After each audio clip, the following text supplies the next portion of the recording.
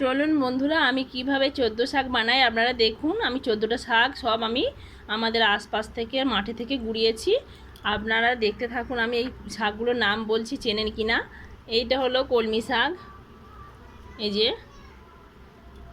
এটা হলো পুঁই পাতা, তাহলে দু রকম। এই হলো নোটে শাক, ঘোড়া নোটে আর এমনি নোটে পাইল আছে, 3 রকম। এই হলো সজনে পাতা, খুব কচি দেখেই নিয়েছি।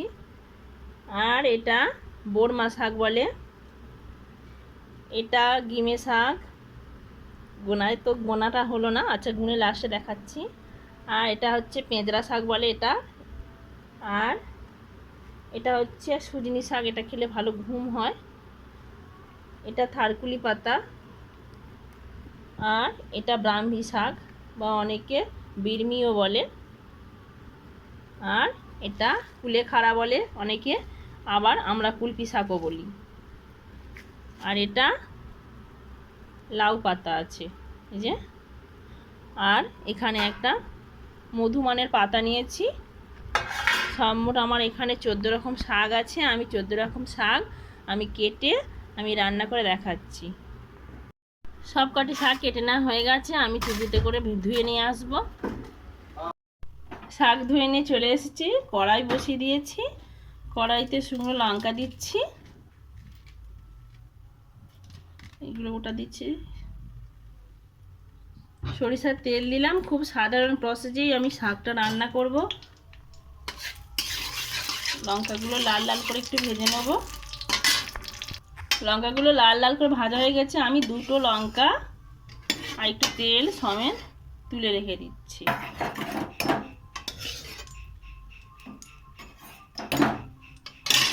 এবারে আমি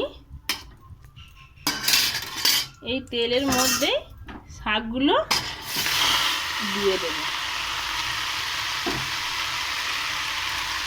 দিয়ে আমি শাক দেখতে এতটা লাগছে, কিন্তু নুন দেওয়ার পরে জল ছাড়লে একদম কমে যাবে, সেজন্য অল্প করে একটু নুন দেবেন, বেশি দেবেন না। দিয়ে এবার নেড়ে ছেড়ে জল বার করে দিতে হবে। দেখুন বন্ধুরা, শাকটা থেকে কতটা জল ছাড়ছে। আমি এই যে তলায় জল জমছে, এই জলগুলো আমি হাতা দিয়ে ফেলে দেবো। যখন আমি কড়াইতে দিয়েছিলাম মনে হচ্ছিল কত শাক, এই যে শাকের যখন জল ছাড়ছে তখন কতটা কমে আসছে দেখুন ধীরে ধীরে। আমি এবার এই জলটাকে নিয়ে আমি ফেলে দেবো। এই জলটা আমি দেবো না, কেননা এই বেশি শাক নরম হয়ে গেলে আমার একদম ভালো লাগে না। সেই জন্য আমি একটু শক্ত শক্ত মানে সরা সরা শাক রাখবো বলে আমি জলগুলো আমি ফেলে দিচ্ছি। শাকের যে জল বেরিয়েছে এইগুলো ফেলে দিলে একটা গন্ধটাও কেটে যায়, আর খেতেও বেশ ভালো লাগে। কতটা জল বেরিয়েছে দেখছেন, আরও ফেলতে হবে। বেশ অনেকটাই জল বার করে নিয়েছি। এবার আমি নেড়ে চেড়ে ভেজে নেব। ততক্ষণ আমি লঙ্কাটা একটু সামান্য লবণ দেব। যে লঙ্কাটা রেখেছিলাম এতে একটু লবণ দিচ্ছি, দিয়ে এটাকে এরকমভাবে মতে নিতে হবে। নিলে খুব অনায়াসে হবে।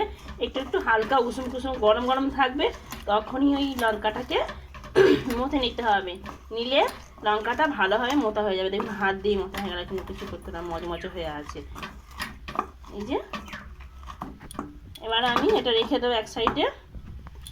শাক ভাজাটা আরেকটু ভালো করে নেড়ে নেড়ে ভেজে নেব। কড়ার ঘায়ে একটু একটু লেগে লেগে যাবে যখন ভাববেন যে হয়ে এসছে, এবার আমি অল্প করে একটু সর্ষের তেল ছড়িয়ে দিচ্ছি, দিয়ে নাড়িচাড়ি করে নিচ্ছি। আপনারা তো অনেকে অনেক রকমভাবে শাক ভাজা করে খেয়ে রেখেছেন, আমি এটা অতি সাধারণভাবেই শাক ভাজা করছি।